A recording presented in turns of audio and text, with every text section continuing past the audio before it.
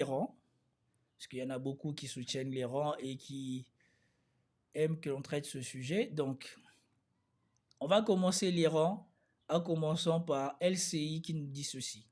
Il y a beaucoup de vidéos à regarder par rapport à l'Iran et je suis désolé, mais petit problème de réseau qui a fait que le live a bugué. Arrêtons-nous maintenant sur cette nouvelle mise en garde de Donald Trump à l'Iran. Le temps est compté, prévient le président des États-Unis avant une possible attaque américaine. Vous le voyez à l'image, l'armada déployée autour de l'Iran. Quel scénario possible? On voit cela avec Audrey Borda. C'est l'heure de l'ultime sommation. Donald Trump prévient que le temps est compté avant une attaque contre Téhéran, si un accord sur le nucléaire n'était pas conclu. Une autre magnifique armada navigue actuellement vers l'Iran. Nous verrons bien ce qu'il s'y passera. J'espère qu'il conclura un accord, car ils auraient dû le faire dès le début.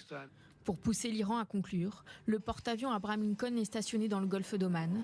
Il est accompagné de 3 destroyers et des avions de combat furtifs F-35. 6 autres navires de guerre américains sont également déployés dans la région, ce qui n'a pas l'air d'impressionner Téhéran. Nos courageuses forces armées sont prêtes, le doigt sur la gâchette, à répondre immédiatement avec puissance à toute agression contre notre terre. Les tensions entre les deux pays sont montées d'un cran depuis la répression iranienne contre une partie de sa population le mois dernier. Ce régime est probablement plus faible que jamais et le problème fondamental auquel il est confronté est qu'il n'a aucun moyen de répondre aux principales revendications des manifestants, à savoir l'effondrement de l'économie. Tout en étant sur sa défense, l'Iran multiplie les contacts diplomatiques pour diminuer toute menace d'intervention. Téhéran se dit favorable à un accord mutuellement bénéfique, juste et équitable. Ok. Et vous venez de voir Marco Rubio, comme d'habitude, en train de justifier ce qui va se passer. Alors ici, pour l'Iran, ils peuvent parler, ils sont quand même dans le doute. Ils sont quand même dans un angle mort. Pourquoi? Parce qu'ils ne savent pas ce dont les Chinois ont donné à l'Iran et ce que les Russes ont donné à l'Iran.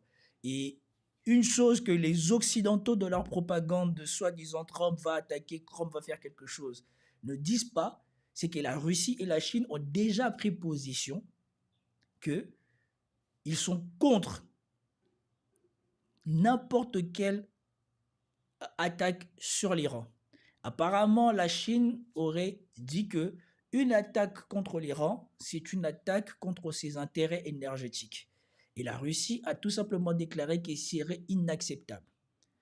Et donc, en conséquence, on pense que les Russes et les Chinois ont donné tout le nécessaire, et je dis bien tout le nécessaire, à l'Iran pour se préparer à une attaque des Américains. Et c'est ça qui fait peur aux Américains. Parce que ne sachant pas comment l'Iran a reconstruit son système anti-aérien ou de défense, ils ne savent pas s'ils attaquent, s'ils vont survivre. Parce que je vous rappelle qu'il y a de cela un moment, je vous ai dit que l'Iran avait réussi à mettre en place un brouillage de données GPS, l'un des plus efficaces au monde. Ce qui fait que tout ce qui va rentrer dans la zone de brouillage, que ce soit missile, que ce soit avion, que ce soit je ne sais pas quoi, aura du mal à recevoir et à envoyer des informations satellitaires.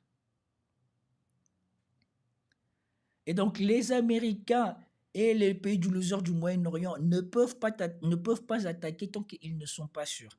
Maintenant, comme vous venez de voir la vidéo que je vous ai montrée de LCI, on est aussi en train d'approcher du week-end. Et donc, à l'approche du week-end, alors que je vous ai montré que voilà, le week-end dernier, il n'a pas agi, les raisons nous semblent loin. Quand ils ont vu qu'il n'a pas agi, maintenant, ça devient, il n'est plus pour attaquer, il est pour un regime change. Maintenant, on approche du week-end, ça devient, espérons qu'ils vont signer un accord avec nous, sinon, ça sera trop tard. Oui. Mais comme je vous ai montré l'audition de Marco Rubio, ce qui fait que ces gens-là sont en place, c'est comme Marco Rubio dit, l'opération était très rapide contre un régime qu'on ne reconnaissait pas patati patata. Oui, sauf qu'en Iran, le pays est beaucoup plus grand. Le pays a beaucoup plus de personnes. Le pays a beaucoup plus d'armées. Le pays est mieux préparé. Et il suffit que un avion, un navire américain soit touché, Trump, il serait dans d'énormes problèmes. Et ça, ils ne peuvent pas se le permettre. Et donc, jusqu'à maintenant, ils sont toujours en train d'essayer de trouver le moyen d'obtenir des informations pour essayer de faire quelque chose. Moi, je suis sûr qu'ils sont là parce que au début, ils pensaient vraiment qu'ils allaient avoir les moyens de provoquer la chute. Parce que regardez ce qui est dit ici. Vous vous souvenez, Marco Rubio, quand il a fini, il a dit quoi?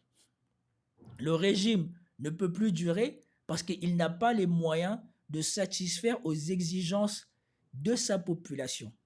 Et écoutez bien d'où ça vient. Et voilà pourquoi les Iraniens chez eux, des gens se sont réveillés, ont arrêté de manifester et sont devenus pro-iraniens en manifestant contre les gens qui manifestaient parce que les preuves sont là. Écoutez ce que dit ici le ministre de l'économie What do you want to say about américain. sanctions? Something else you've been working on, of course. What are you planning there in terms of Iran and the impact there? Do sanctions actually work?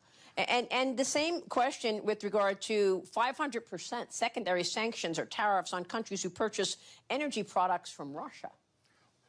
Et donc ici, on lui parle des sanctions par rapport à l'Iran et par rapport à la Russie. Okay, so two things there. There are Treasury sanctions. And if you look at a speech that I gave at the Economic Club of New York last March, I said that I believe the Iranian currency was on the verge of collapse, that if I were an Iranian citizen, I would take my money out.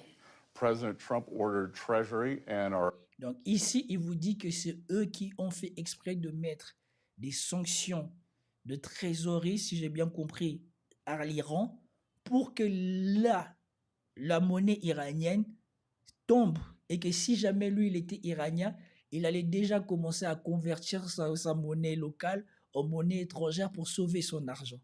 OFAC division, Office of Foreign Asset Control, to put maximum pressure on Iran, and it's worked. Because in December, their economy collapsed. We saw a major bank go under. The central bank has started to print money. There is a dollar shortage. They are not able to get imports. And this is why the people took to the street. So this is economic statecraft. No shots fired. And Voilà. Donc, voilà pourquoi il faut vraiment prendre avec des pincettes les mensonges qui sont diffusés, particulièrement à la télé française. À la télé française, ils vous ont dit que les Iraniens manifestent parce qu'ils ne sont pas contents du régime. Or, si vous suivez ODC TV et les autres personnes, ils vous disent que les Iraniens manifestent parce que la vie était devenue juste trop dure. Et c'est normal. Quand la vie est trop dure, quand les denrées alimentaires deviennent trop chères, quand on ne peut plus avoir ce qu'on a besoin pour vivre, c'est normal. Mais ce n'est pas dû à la volonté du régime iranien d'affamer sa population ou de rendre plus difficile la vie des Iraniens. C'est dû au fait que les Américains, les Occidentaux, sont derrière cela. C'est eux qui causent la misère des Iraniens. Voilà pourquoi les Iraniens eux-mêmes, à un moment, se sont repris en tête et ont compris que ce n'est pas venu de nulle part. Ils savaient que ça allait arriver.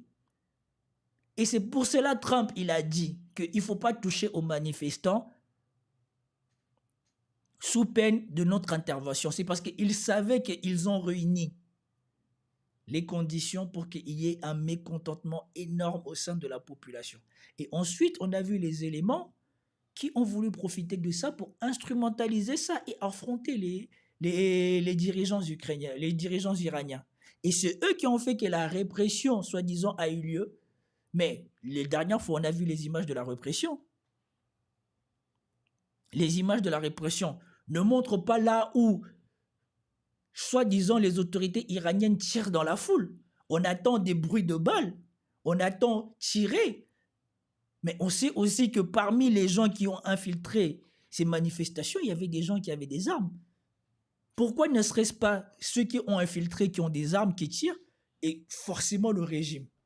Et pourquoi le régime ne riposterait pas si elle se fait tirer dessus?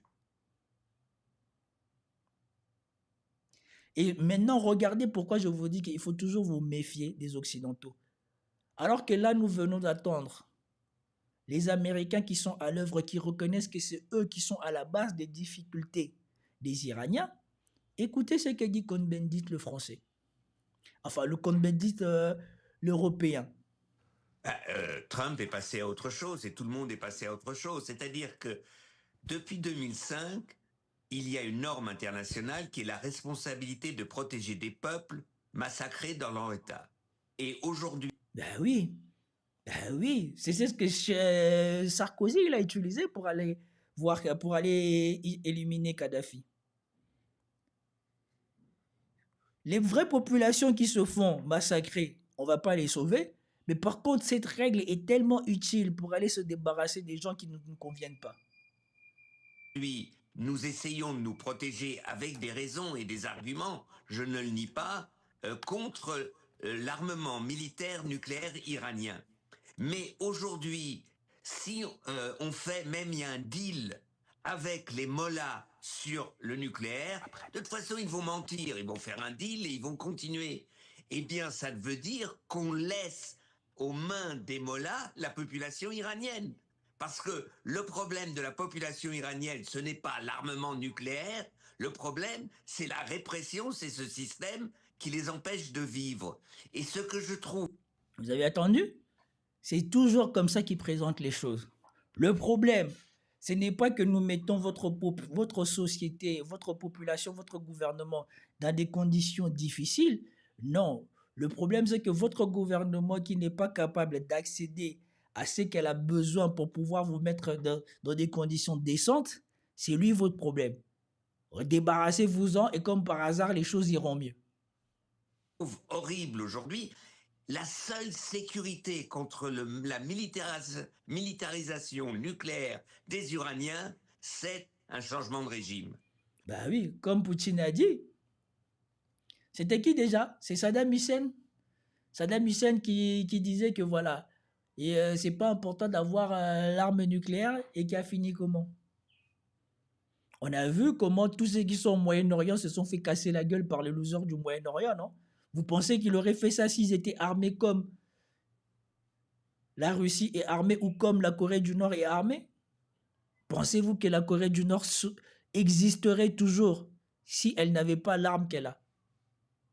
Tant qu'il y a ce changement de régime, tous les deals ne servent à rien parce qu'ils vont continuer, parce qu'ils sont des menteurs, parce qu'ils sont des totalitaires, ils en ont rien à voir de ce qu'ils ont signé il y a 2 jours, il y a 3 jours, il y a 1 an, il y a 3 ans. Donc... Bah c'est vrai que les Occidentaux, eux, respectent tout ce qu'ils ont signé.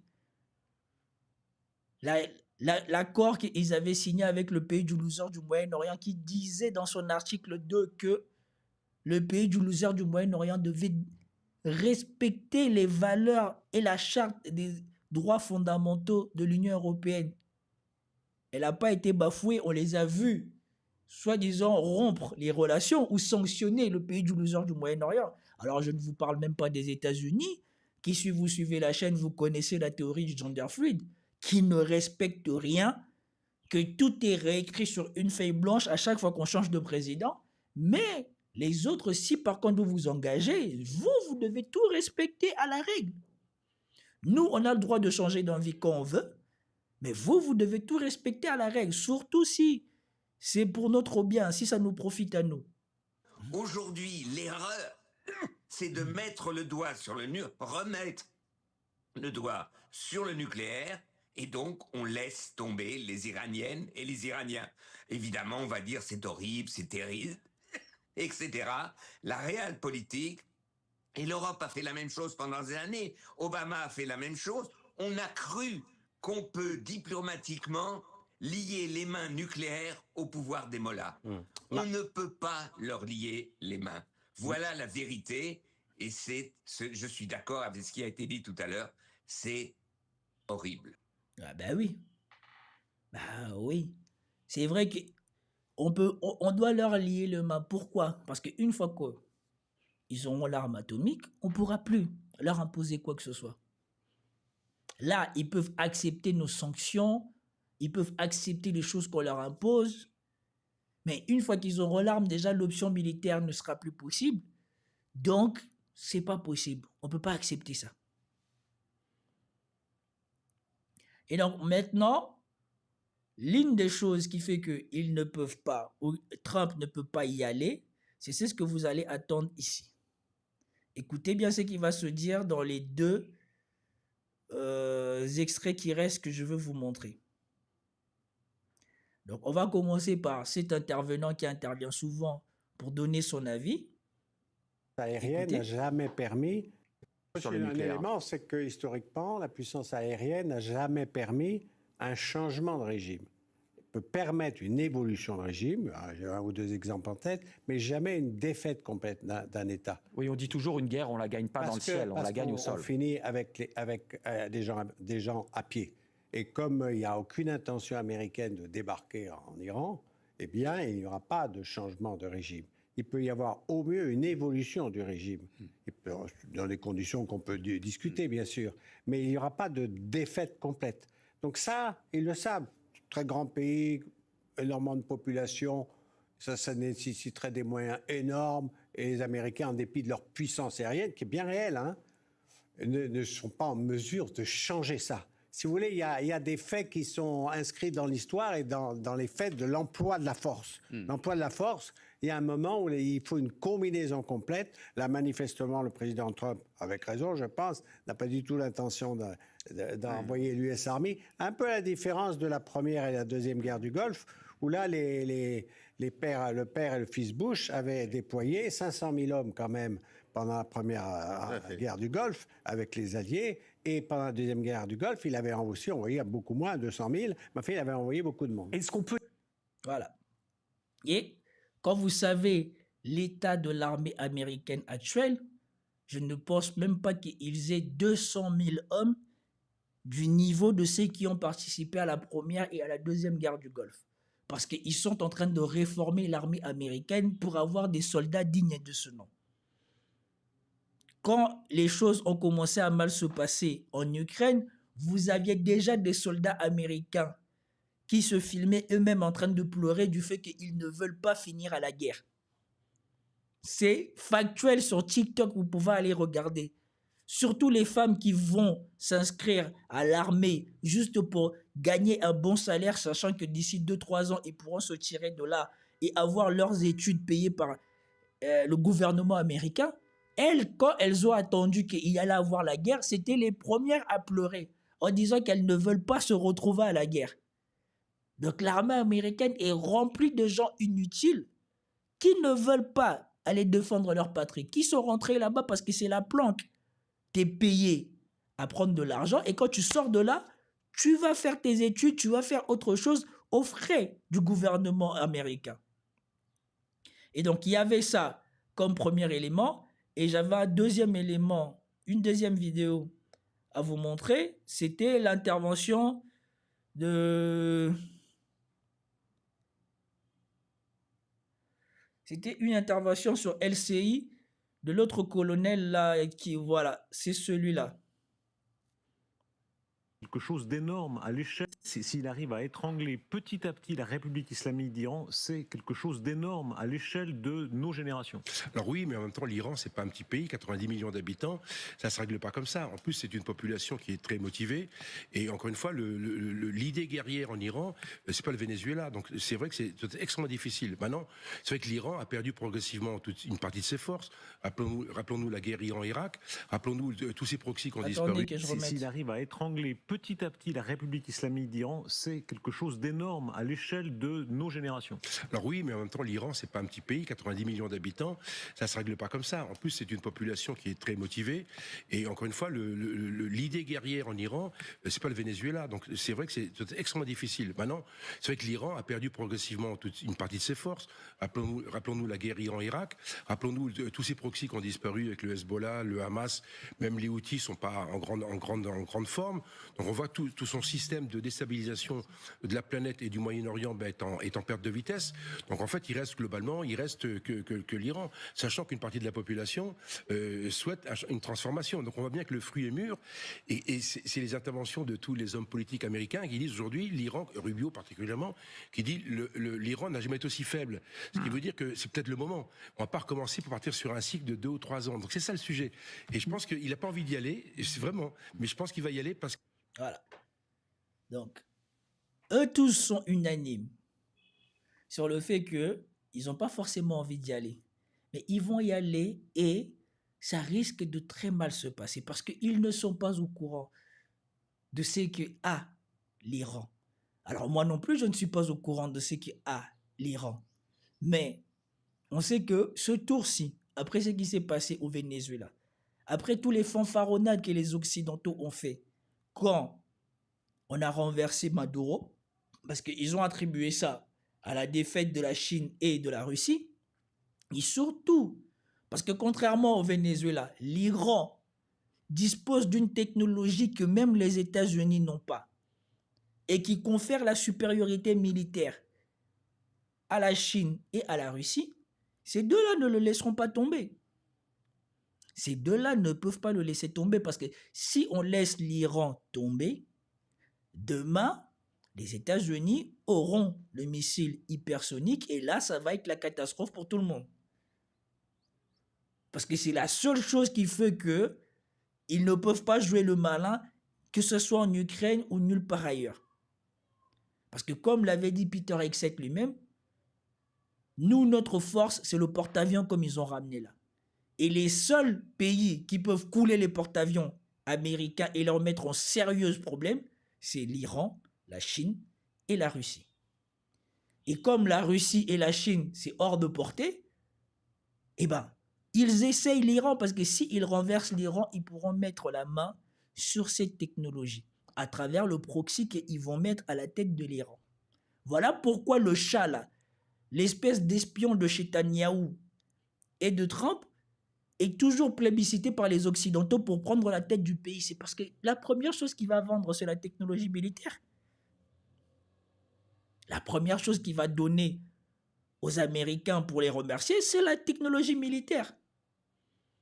Et donc, dès qu'il va donner ça, quelque temps après, ça y est, les États-Unis vont pouvoir à nouveau fanfaronner en disant aux Russes et aux Chinois, bon, désormais, nous, on va développer ou alors on va moderniser nos intercepteurs de Patriot et de TAH, machin, je ne sais pas quoi là, de table là, avec des missiles hypersoniques. Maintenant, on ne risque plus rien, on n'a plus peur de vous. Et les gens, ils pensent que les gens ne voient pas ça. Ils pensent que les gens voient, oui, les Iraniens. Non, on a compris. Les Américains veulent ce qu'ils n'ont pas. Ils veulent remettre les choses au niveau où c'était avant. Et surtout, les Occidentaux avaient l'occasion de disposer de cette technologie.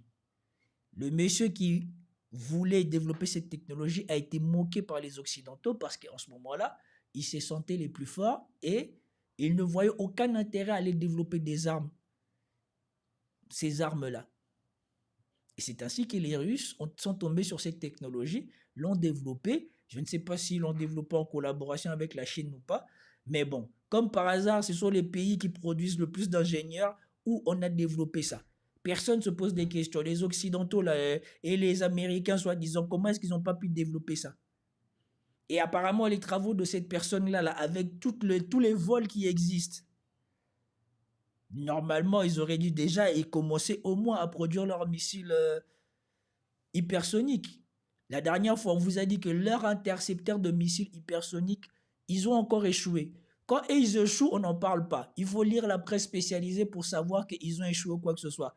Mais par contre, dès que la Russie rate l'essai d'un missile ou quoi que ce soit, allez, ça fait les gros titres partout. Vous avez vu, ils ont raté.